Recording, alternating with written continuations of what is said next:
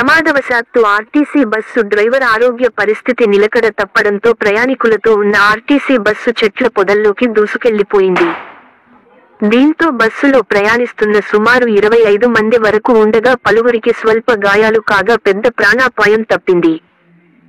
పండుగ పూట పెను ప్రమాదం తప్పడంతో అందరూ ఊపిరి పీల్చుకున్నారు.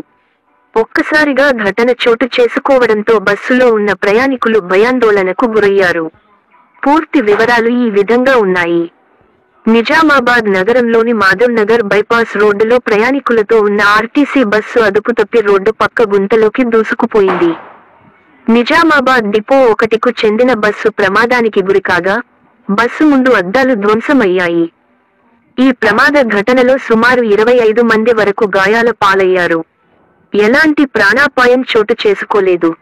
సుమారు 25 మంది బస్సులో ప్రయాణిస్తుండగా ఈ ప్రమాదం చోటు చేసుకుంది. ముగ్గురికి మాత్రమే స్వల్ప గాయాలయ్యాయి.